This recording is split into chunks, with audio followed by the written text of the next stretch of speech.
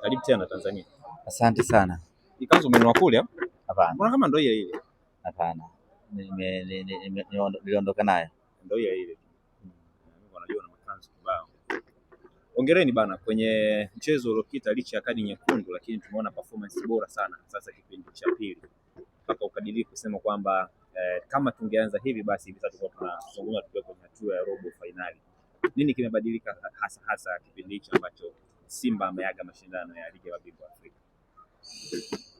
Tunamshukuru Mwenyezi Mungu, tumekwenda salama Angola na tumefanikiwa kurudi salama na tumecheza mchezo wetu salama. Chanya ya kikosi chetu katika mchezo wa jana dhidi ya Petro, kikubwa ambacho tulikuwa tunakitafuta ilikuwa ni kuweka heshima katika michuano hii ya ligi ya mabingwa Afrika.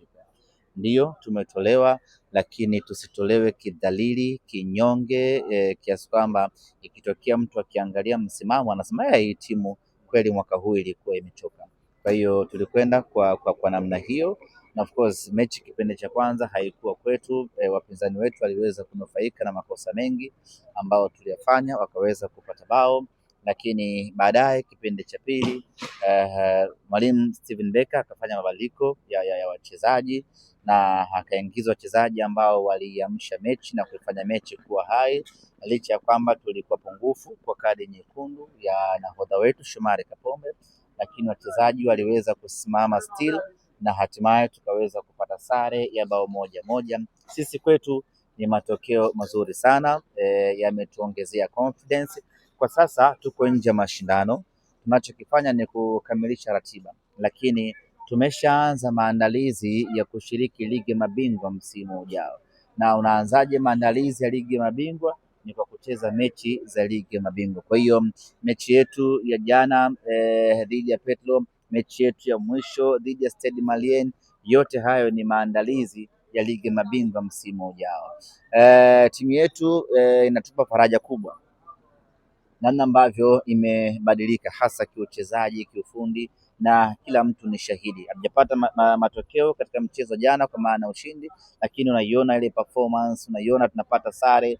Huko nyuma mechi za awali ilikuwa hata kupata sare ilikuwa ni changamoto, lakini unaona tunacheza mechi dhidi ya Esperance, tunakwenda tunapata sare, baada tena yeye Esperance kuchomoa na kwenda kucheza mechi na Petro tunapata sare, kipindi cha pili timu ikiwa hai kweli kweli. Sisi kwetu ni mafanikio makubwa na inatupa mwanga ya kwamba tunakoelekea tuna nafasi kubwa na nzuri ya kufanya vizuri. Ni kama watu waliwakatia tamaa, lakini mnao uwezo wa kuzipata alama 5 kwenye kundi lenu mpaka sasa.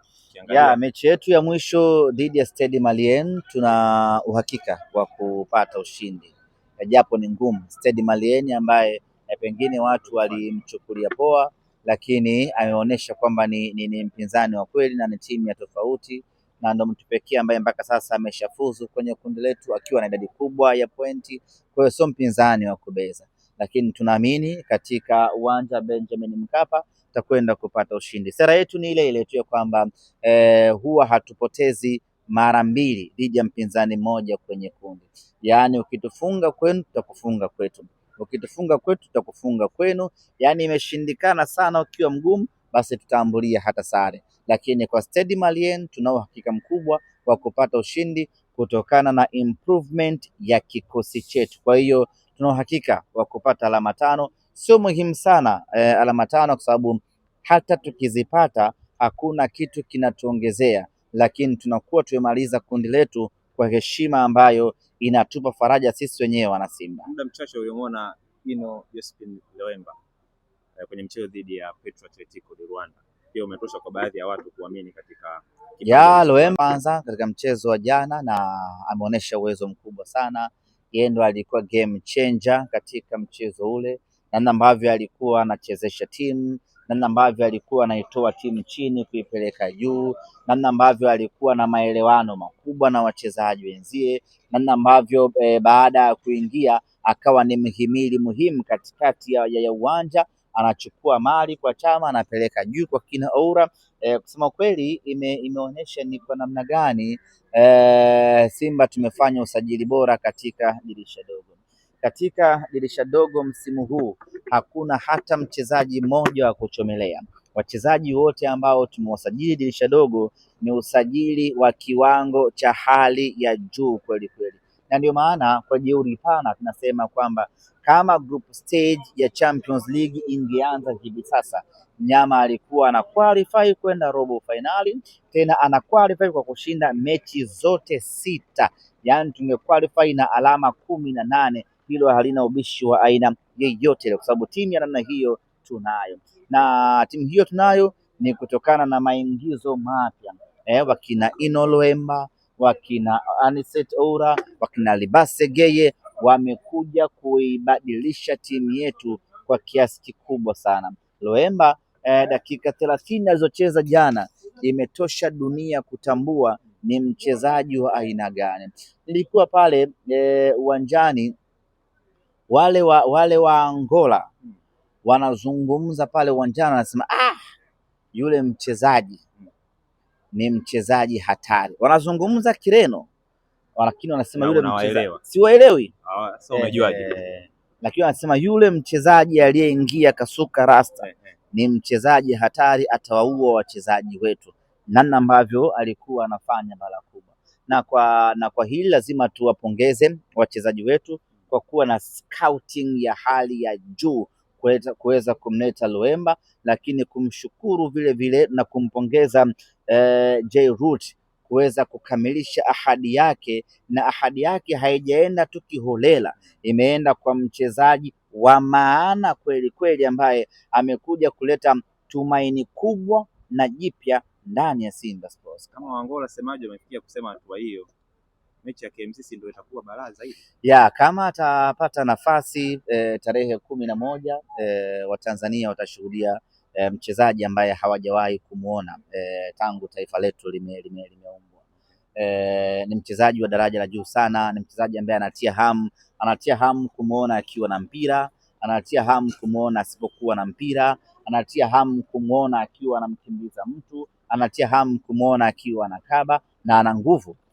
Jana uliona alipewa pasi na Duchu, alafu kuna mchezaji wa Petro akawa anakaribia kuwahi ule mpira, basi alimpa bega moja, yule bwana akagalagala mpaka nje ya uwanja. Dino akachukua mali kampa Anicet Oura akaipiga ndefu kule kwa mwalimu akaingia nayo. Ilikuwa ni ukatili wa hali ya juu sana. Kwa hiyo tarehe 11 katika uwanja wa KMC kwanza na Uhurumia KMC watakwenda kukutana na mchezaji ambao hawajawahi kukutana naye in terms of bora, in terms of maarifa ya mpira wa miguu. Manake ni kwamba wataenda kuteseka maradufu, lakini majukwaani na kwenye TV mashabiki wataenjoy kumuona Anicet, kumuona Ino Luemba. Mimi niwaite mashabiki wa Simba, unajua wachezaji wa aina ya kina Luemba tumezoea kuwaona kwenye TV wakicheza, kwa maana kwamba wakicheza huko mbalimbali Maulaya. Sasa tumekuja kumuona Luemba Mwenge, hapo Mwenge Vinyago, unamuona live Innocent Luemba. Unakaaje nyumbani kuacha kuja kupata burudani kubwa? Lakini Ino Luemba ni moja tu, kuna hatari nyingine ya kina Oura, kuna hatari nyingine ya kina Libase Geye. Simba yetu imekamilika, alafu tuna mtoto mdogo wa miaka 17 Clatous Chota Chama, naye anafanya balaa kubwa katikati ya uwanja. Simba mpya kusema kweli, ni Simba ya asali maziwa, ni Simba ambayo imekamilika kweli kweli. Kwanza nitoe rai, nitoe wito, nitoe ombi na nitoe agizo vile vile. Sasa umefika muda wa wanasimba kuiacha Simba ama kuipa Simba utulivu. Kuipa Simba utulivu ili iweze kujipanga na kufanya vizuri, hasa katika mashindano ambayo yako mbele yetu. Kwa sasa limebuka hilo wimbi la majibizano, la kila mtu kuzungumza, la kila mtu kuongea, la kila mtu kutoa matakwa na mapendekezo, na kila mtu kutoa maoni yake, na kila mtu kuzungumza kile ambacho anahisi kwake ni sawasawa.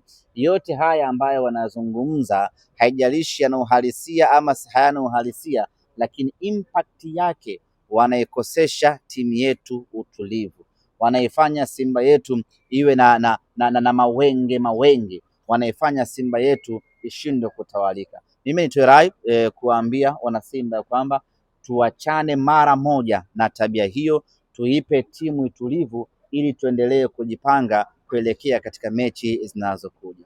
Ni kweli tumefanya vibaya katika mashindano ya kimataifa, tumetolewa katika hatua ya makundi.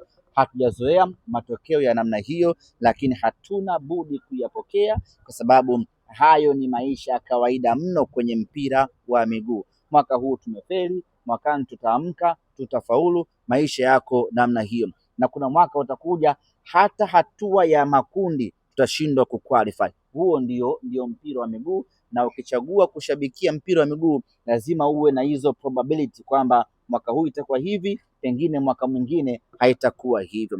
Kumilikisha uchungu, kujimilikisha maumivu na kutaka kutoka hadharani na kuanza kuzungumza maneno mengi yanaigawa timu yetu, lakini kubwa zaidi ama mbaya zaidi ni kwamba tunaikosesha timu yetu utulivu. Inawezekana Shomari akawa amezoea mambo kama haya na akachukulia kawaida, lakini kwa hawa wachezaji wageni wanaona hii sio sehemu salama. Kwa walimu wetu wageni wanaona hii sio sehemu salama, sehemu ambayo ina makelele mwanzo mwisho, sehemu ambayo kila mtu anazungumza. Sasa hatuwezi kuwa na timu ya mpira wa namna hiyo. Mimi ombi langu, agizo langu na rai yangu kwa wanasimba, sasa inatosha. Tucheze mpira, tuiache timu ifanye mambo yake. Mapresi, maoni, kila kitu sasa tuyaache, timu icheze mpira. Bado tunaona nafasi kubwa ya kufanya vizuri katika mashindano ya kimataifa.